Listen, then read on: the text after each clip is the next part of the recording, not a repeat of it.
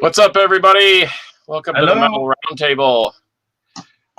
It probably looks a little different than it usually does, and it is different because Metal Rob is not here today. He's under the weather, and we have an able-bodied replacement, Scott Waters from No Life Till Metal. Thanks for pitching in last minute. Not a problem. Always glad to talk metal. Yeah, as I mentioned on the phone earlier in the day, I mean, I think we could probably go for days until we blue her in the face, whatever comes first, and talk about music and metal. So anyway, kind of a solemn day, I guess, if you haven't heard, which Big news today. yeah, big news today. Eddie Van Halen is no longer with us on this astral plane. He has achieved something above and beyond us and has passed away at age 65 of cancer. I personally think it's horrible, awful news, but it happens. It's life, and boy, what a legacy he left behind. What do you say about that, Scott? Oh, no doubt. I mean, you think about 1978 when their first album came out.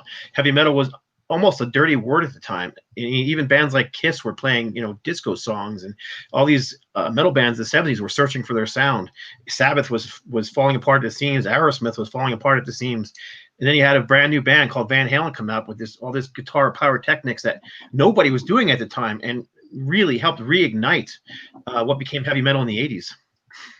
Yeah, I'm glad they didn't call him the Daddy Longlegs. That would have not been the same as Van Halen. But anyhow, yeah, and we're never here to lament or to have a sad time. I mean, he really left his mark on the music business, not unlike some of the previous guitar masters, the Hendrix, the Stevie Ray Vaughns of the world, and you could name a plethora of others. Sure.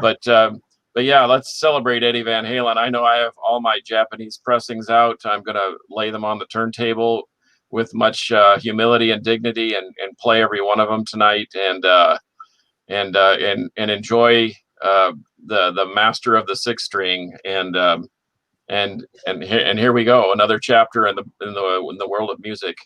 Yeah, say what you will about Van Halen, or you may or may not like the direction they took, but you can't deny the man's legacy.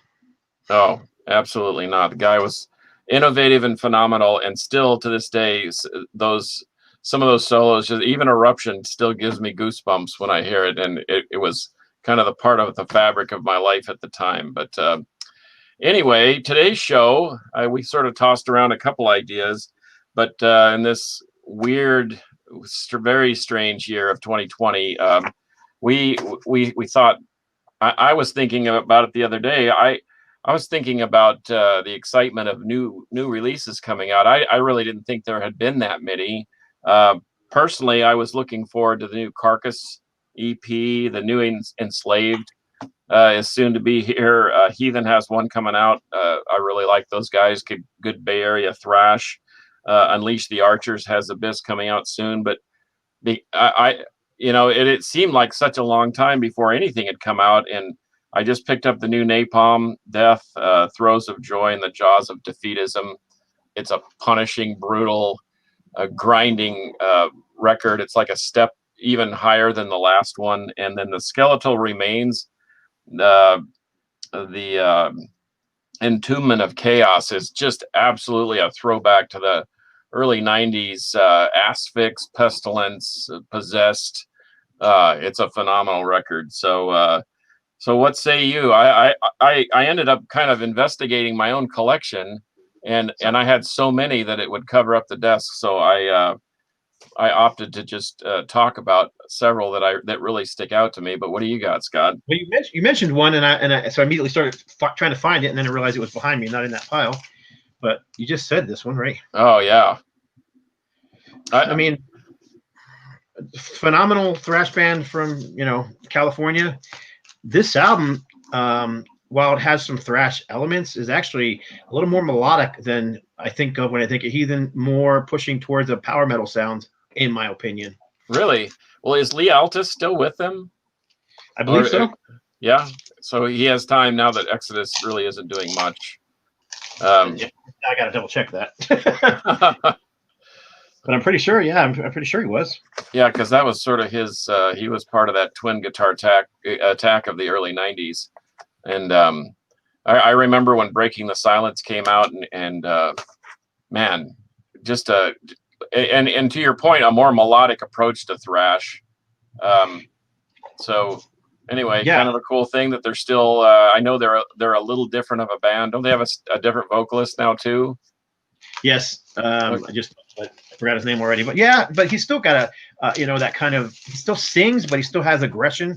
So Yeah. it's not your death metal growls or your creator style aggression, but it's still thrash.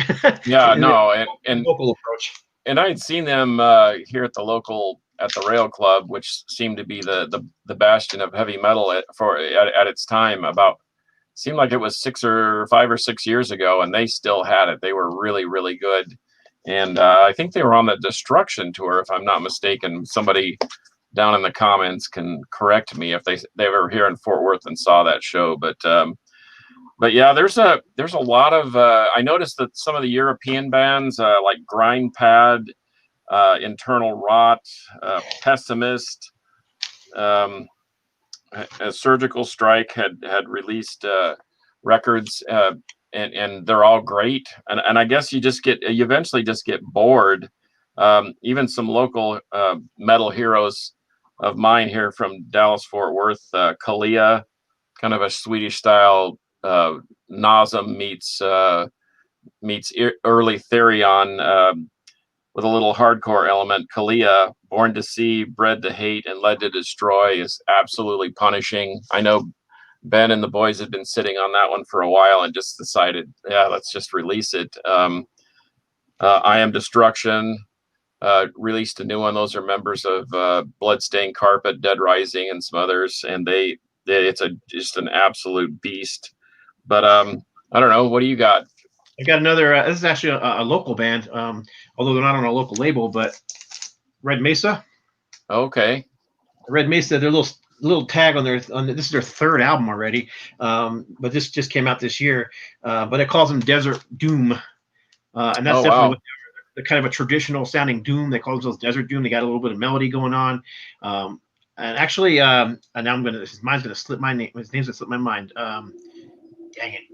Very famous singer sang on one of the songs. Very famous doom singer. Help me out here. Eric Wagner? Oh, Wino. Very cool. So Wino sang one of the songs, but yeah, it's really good album. I was almost hesitant to pick it up because I'm like, it's just going to be kind of mediocre. Just thinking, I don't know. Sometimes when you think local band, you don't think great. And in this case, I was definitely wrong. These guys are fantastic. Yeah, so, yeah. I know Doom is a mixed bag. It's kind of like grindcore. It's either really, really good or it's just like whatever. And I do Doom has that similar. And when we've been spoiled around here, I mean, we've got Solitude Aeternus, which to me are like the kings of of all things Doom, and bands like Las Cruces, which you probably are familiar with. So you said Solitude Aeternus. Let me show another one that I think is fantastic from this year. Okay. Oh gosh, yeah, they're a great band. I love Tyrant. And you got the singer from Solitude Aeternus singing for him now. So Rob Lowe. Is he? How does he sound? Because I remember the last time I heard him sing, it was time for him to stop. No, he sounds great on here. Okay, good. Fantastic. I always do like a top 20 or top 30 every year. I can't imagine it not being in my top 10. Wow. I like it that much. So I'll have to check it out because I certainly loved his vocals when he was with Solitude, and they had a side project called Last Chapter. I don't know if you're familiar with that. Yeah, I got both those too. Yeah, very kind of more of an epic doom sound. Yeah, and they even did a Metallica cover on the reissue of Creeping Death, I think, that was kind of interesting. Or I don't know. I'll have to look and send it to you. But very interesting. Tyrant and we see we're connecting on all cylinders, and that's the beauty of not being a lot of older bands that are really showing the new guys how to do it right this now. Sometimes think of the old bands, you're like, man, I just wish they would stop because it's just not good, Right. But well, this is fantastic. This is really good. And to your point, bands like Exhorder, that last Exhorder is just ripping. I mean, I won't say it's better than Slaughter in the Vatican, but doggone it, it's pretty dang good.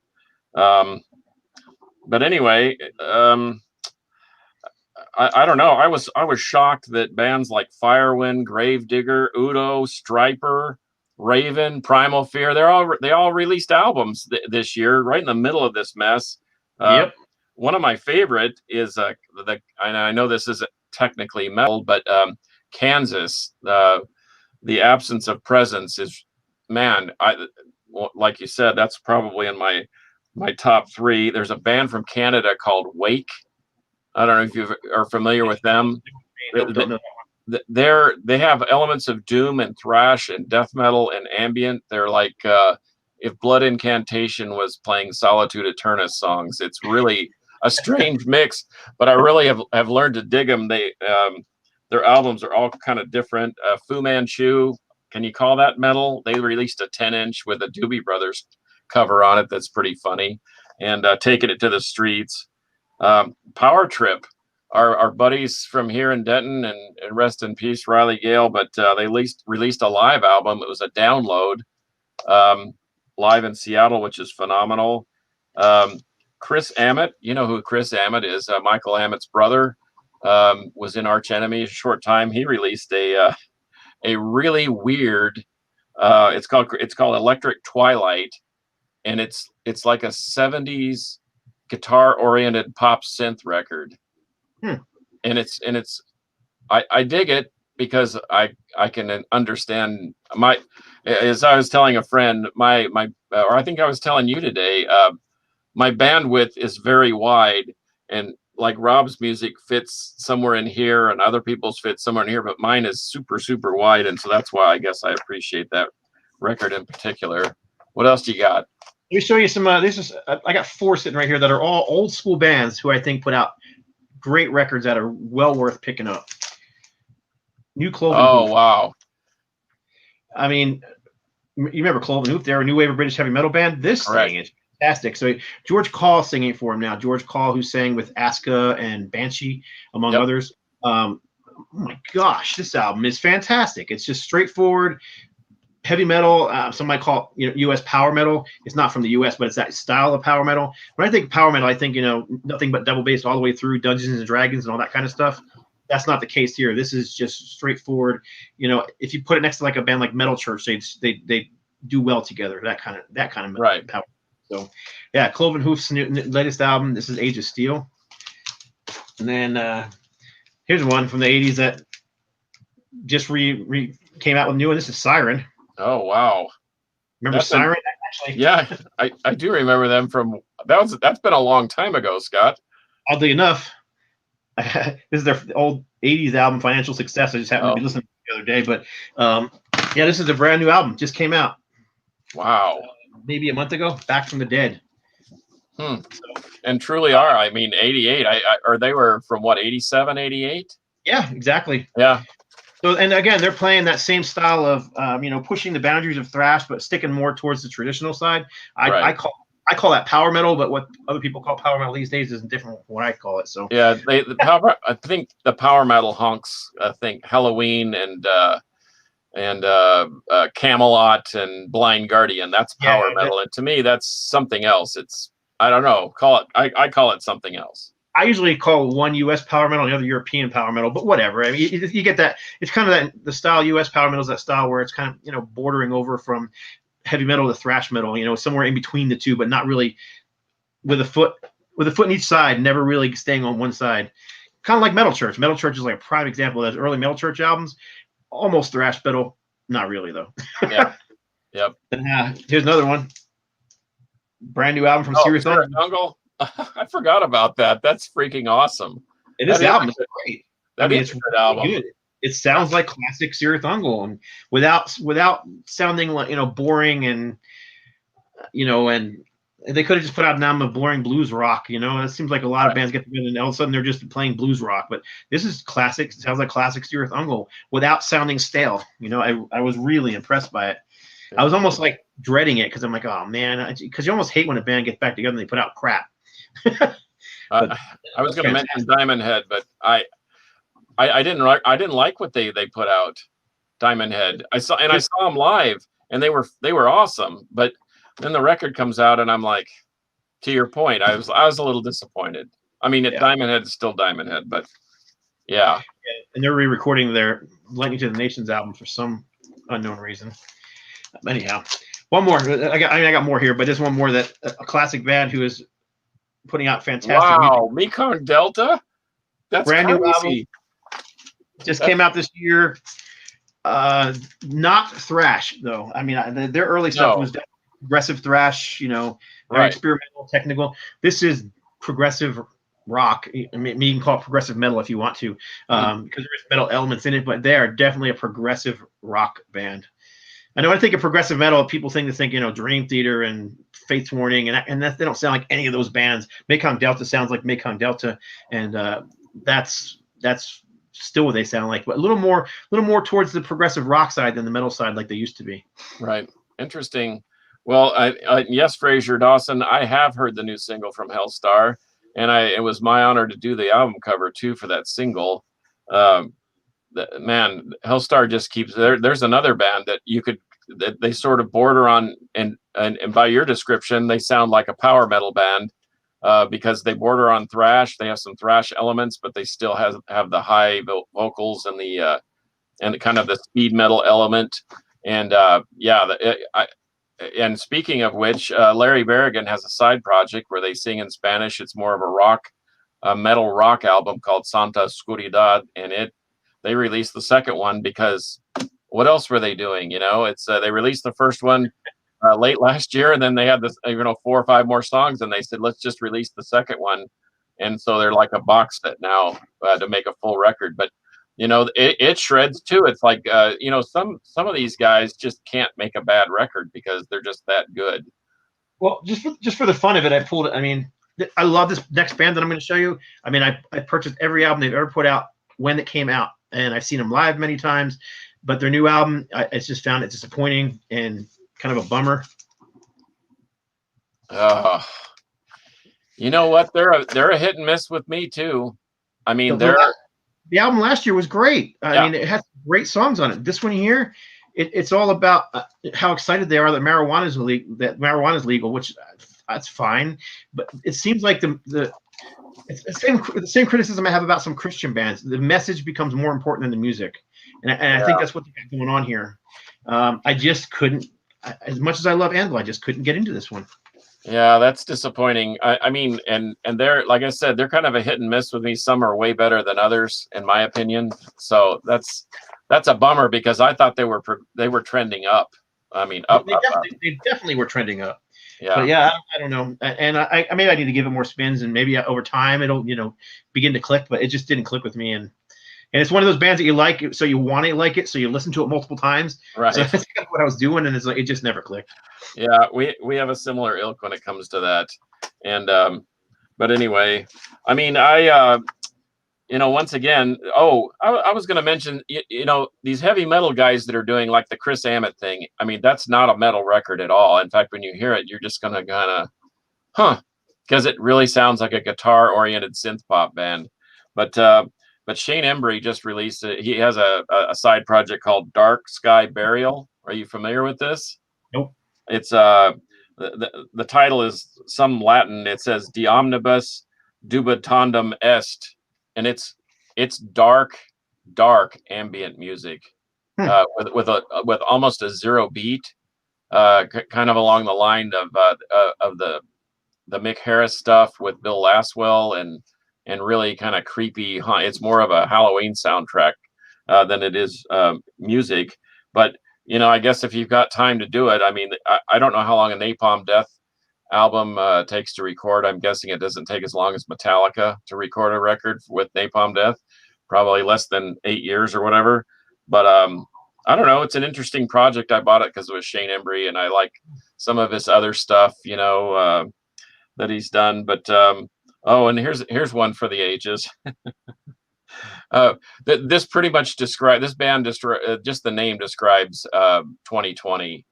Putrid Pile from Wisconsin, and the name of the album is so classic. It's called Revel in Lunacy, and I don't know if anybody knows about Putrid Pile, but it's one guy, with a Jackson V, and he sings and plays guitar, and then he has a tape machine, or he has a tape deck behind him, and he programs all the drums, and he drops the cassette into the tape machine and it has, you know, it hooked up to the PA, and you should check him out because it's worth. In fact, his sets from the Obscene Extreme Fests are not only brutal, but they're phenomenal. You should really check them out. So I thought that's funny. Putrid Pile releasing Revel in Lunacy. Thanks, 2020. That's the perfect soundtrack for that. But anyway, but other than that, I mean, I'm always looking for new music. And I think I told you early on that, I mean, I didn't realize that so many people had released records. And so I was thinking that, you know, I'm waiting for the new Carcass or the new Heathen or whatever. And you showed it's already there. But I got to hunting the other day, and I discovered new bands in the Sign of the Apocalypse. So these are like new releases to me. So I don't know if you can see this, but Maniacs. Yeah, a sealed copy from Canada. I think I told you the story. I went into the Panther City Records, which is an upstart record store here in town. Is right around the corner from a job site that I was on, and there it was, and it was so cheap that I just decided I'm going to take a chance on this. I Googled it, and I thought, man, that's pretty cool. I've never seen it before, and Maniacs. Yep. I was expecting it to be a little more hair metalish, but it's actually really good. Cover, that corny 80s metal cover, you gotta love it. Oh yeah, I mean, even the cover. Here's another one, and I know I've got the shirt, but oh yeah, great album. I have that Battle Axe. I never had the whole album. I had a copy of the tape that broke, and so here's a sealed copy. Just crate digging, scrounging around. Battle Axe, Power of the Universe, and nice. And then oh, by the way, so I can get the plug-in and drive Metal Rob insane. Osric Tentacles is releasing a new record on Thursday. So here you go, Rob. Space for the Earth, Osric Tentacles, and it'll be out. And speaking of which, Ed Wynn, the guitarist from Osric Tentacles, released a record called Shimmer into Nature, and ironically, it's an instrumental record. It's got some ambient feel to it, but it has some brutal shredding riffs in it, and I would advise it for anybody who just wants kind of a chill, Maniac, whatever type record. And then I've already talked about this sludgy, grungy gem from my buddy Henry Vasquez, who was playing this and rocking his living room out like nobody's business. And it's hard to find. Even the reissue is very, very expensive and already sold out. I was lucky enough to find a CD copy too, but it cost me a fortune. And then stuff like this, I don't know if you've ever heard of the Restone. They have a new record coming out at the end of the year. They're a Russian power trio. We talked about them a little bit, but I love the cassette. I've got the record coming to me. I found a guy at a store in Amsterdam that I trust that's sending me the record. But man, these dudes are just phenomenal, and they have heavy metal elements, but with that atmospheric feel. And so when you want to cleanse the palate a little bit, when you're not listening to Blood Incantation on cassette, nice. You might want to hit the Restoned and just relieve some of those tensions. But what else you got? I pulled a few new bands that have new releases. New okay. Meaning like it may not be their first album, but newer bands, not bands from the 80s and 90s, but right. Mulder. Huh? Never heard of them. Okay, you got your a female vocalist in a I'm going to say epic style doom band. Smolder. Oh wow. Really good stuff. Yeah, there's the kind of pictures of the band in the back there, but trying my best to get rid of the glare. Yes, really good record from them. This is actually their second album, I believe. I love the first album, but I think their second album is better. Wow. This band's been around for a little while. I think this is their fourth or fifth record, and this is not the band from the 80s, Screamer. This is a oh wow.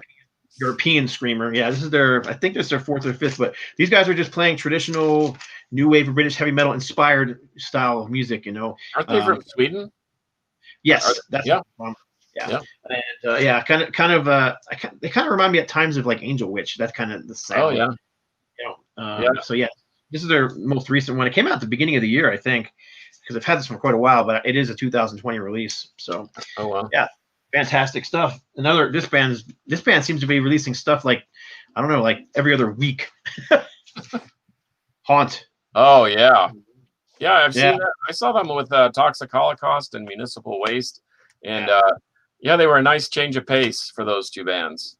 Yeah, just I mean, they remind me sometimes of early Maiden. They kind of have that sound with almost a twin guitar inspired sound, and I don't know, it's just straightforward metal, which I just dig that stuff. Super good guys too.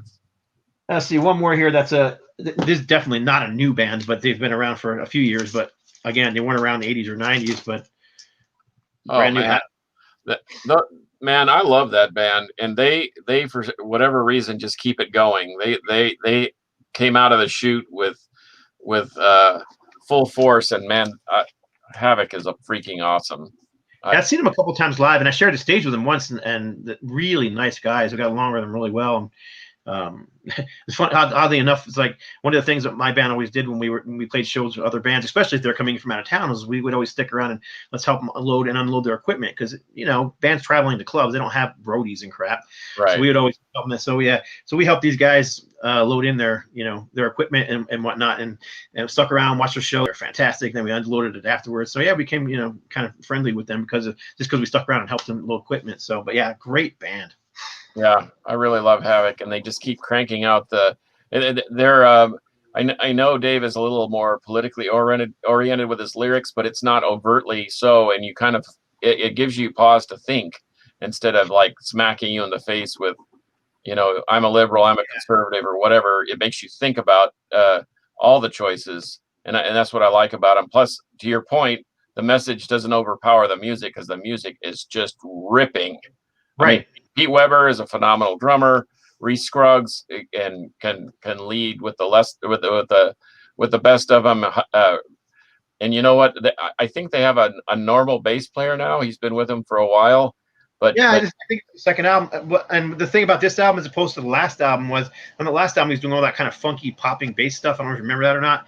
There's less of that on this album, which I like better because I just don't need all that funk crap on a thrash record. Right, it's a little more straightforward. And Dave Sanchez writes great songs, great riffs, and I like the fact that he's got a good second lead guitar, because it gives him a chance to really belt out the vocals and really concentrate on the riff, which to me in metal, that's what I dig. I mean, I love a good solo, I love a good lead guitar, but man, the riff is where it's at for me. But anyway, so what else you got? I'm just I got lots more stuff. Let's go. I'll show you some more. Here's a few. Okay. One of them that you actually mentioned that I'm still waiting for the vinyl to come in the mail. I don't know. Oh yeah, Metal City.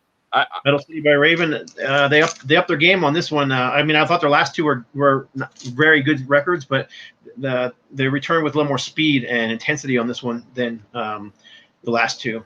And see, I wasn't a huge Raven fan, but I saw them live, and I love their faster stuff, and their mid-tempo stuff is just okay, but I love the speed metal element of it. And to your point, I heard that, and I really dug it. Yes, I mean, they were one of those bands I got into very early on. Rock Until You Drop was one of the ones I couldn't stop listening to when I was in high school, which just dated myself. Anyhow, this one, I got to say, I'm having a hard time with this one. This is a new UDO. Have you heard it? No, but who was I talking to that I almost thought, you know what? I think the new Accept with the guy from TT Quick is a very serviceable. I love their records. Some of the Accept, I know this is blasphemous. They were hit and miss for me, and I thought Udo was actually better on his own than having that conflicted band Accept stuff. But I don't know. I've seen him. Yeah, Udo's has a string of great albums that's come out over the last 10 years. For some reason, I don't know what This is Udo with a symphony. Oh, Yeah, yeah. Sorry, yeah, not working for me. Not yeah. not gonna happen. I tried because I love Udo Dirksender's vocals. I love the band, so I really wanted to like that. And I've listened to it twice, and it bores me. It's just, I don't know. I can't even wrap my ears around the fact that he would be singing with a symphony. Yeah, it's just it. I don't know. I need to give it a few more spins. I hate to say I don't like it until I really listen to it a few more times, but it didn't pull me in immediately. That's for sure. Well, This next one is kind of go ahead. This next one's kind of self-serving, but I really have been addicted to this record, and I'm still waiting for the vinyl on it. But this is a new. Oh yeah, man. Those guys have something, and I like when I told you that I'd seen them all the way back years and years ago when that blue covered one came out, and I don't know. Sometimes I'll buy merch just to support the band, but when I buy the disc, it's usually because they were really good, Right. and they're really good. They're really good. Yeah, they need to be on a bigger label. They deserve to be on a bigger label. This thing is just fantastic. It literally has not left my CD player in my car for a month. I'll play it, put something else in, and then I go, after I play something else, I put it back in again. Yeah, they have some really cool elements and some really interesting. I don't want to say time changes because that sounds too late '80s, early '90s. But there's an ebb and flow to their music that all is very cohesive, which I really enjoy that. Oh yeah, I mean, and a good portion of the album is so stinking fast. I mean, the double bass is just. Yeah. I mean, it's just a jackhammer to the brain, and then all of a sudden you're hitting that jackhammer to the brain, and here comes a violin.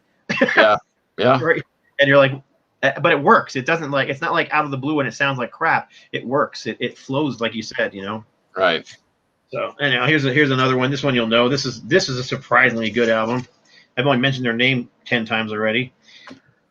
Brand New Metal Church. Yeah, it's.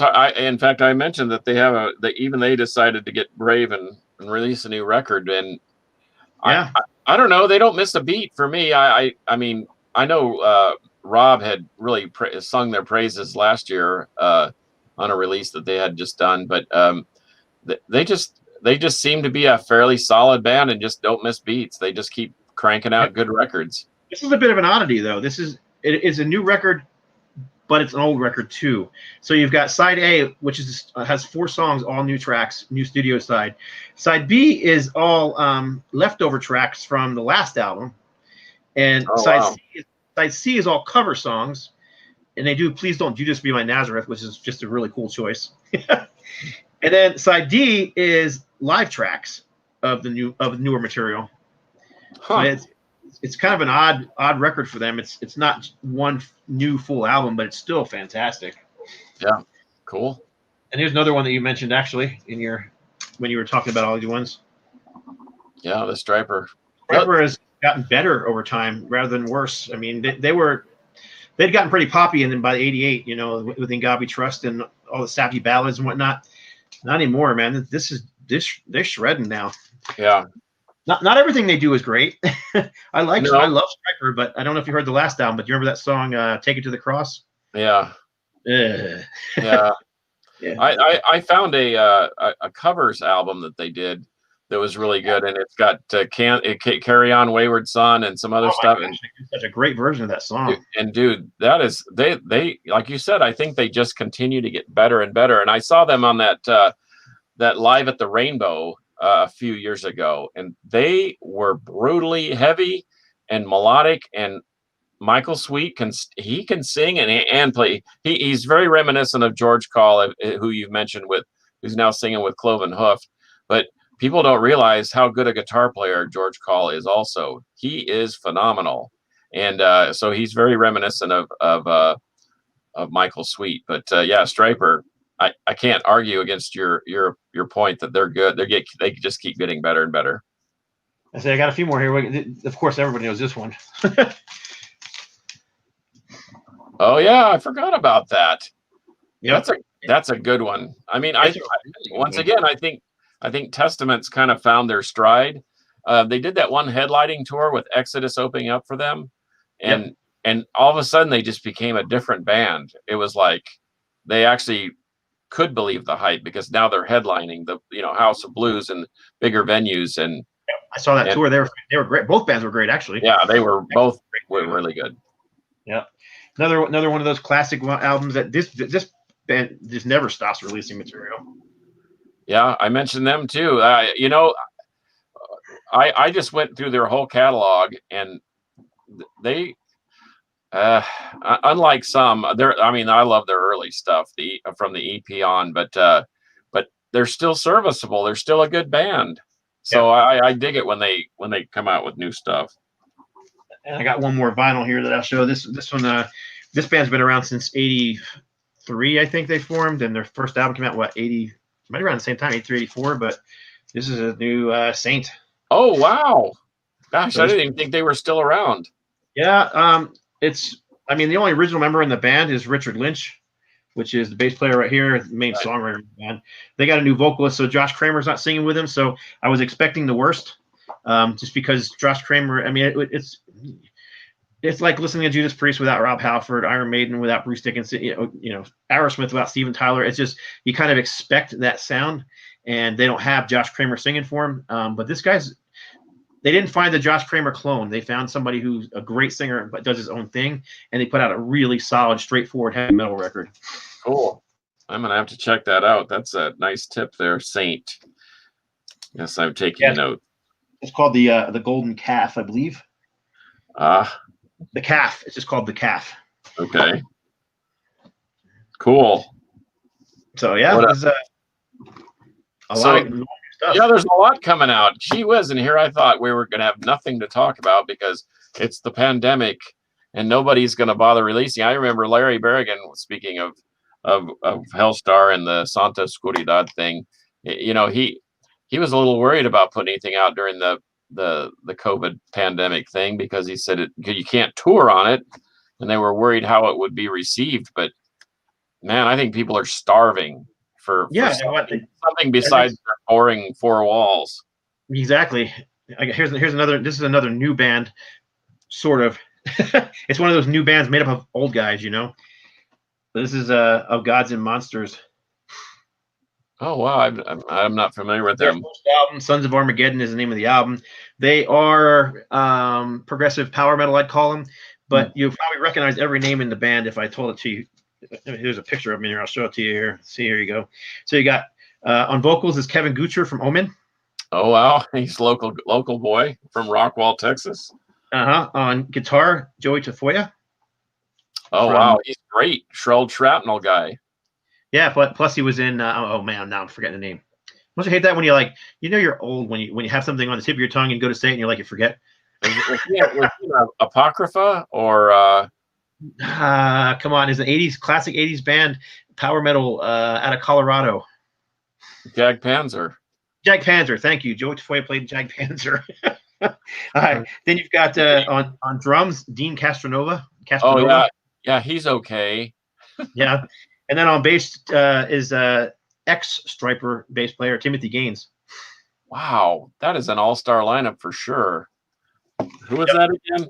Something in Monsters? Of Gods and Monsters, and the CD's out now. I believe the band put the CD out themselves. They just got picked up by a label, so it's going to be coming out again on CD and vinyl finally.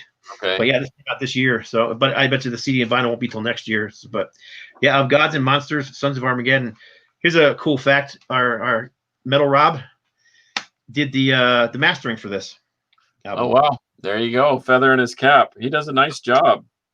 He's fantastic. He does a great job. Yeah. Well, we've talked about a lot of stuff for not having a subject. Let's see. Mike, Al, and James Rivera should do a song together. Well, Frazier, that's not a bad idea. Maybe we should talk to James about that. We've tried to get James on the show. I know he's super, super busy. And for someone that's supposed to be in lockdown, that guy seems to be super, super active, so maybe we can work on that one. But anyway, we'll appreciate you filling in for Metal Rob. I know it was kind of last minute, and but once again, to your point, I know both of us could talk forever about the same stuff. We don't want to be boring, but man, some really good finds, and I'm interested in that Saint and of Gods and Monsters especially. And anyway, what say you? Oh, and here, Metal Rob, go ahead, eat your heart out. What does it say? I can't read it myself, but that's because you're on a little teeny picture on my screen. Right. Well, Plutonian Shores from San Antonio, killer black metal band, a lot of keyboards, kind of an Abigail Williams style, super killer band. But anyway, I got one more for you before we go too, though. Go ahead. Not a new release. I've got some unfinished business from the last video that I did with you guys, which would have been the Power Trio, and I couldn't find it. Bring it on. Gatto. This is the band I was trying to find.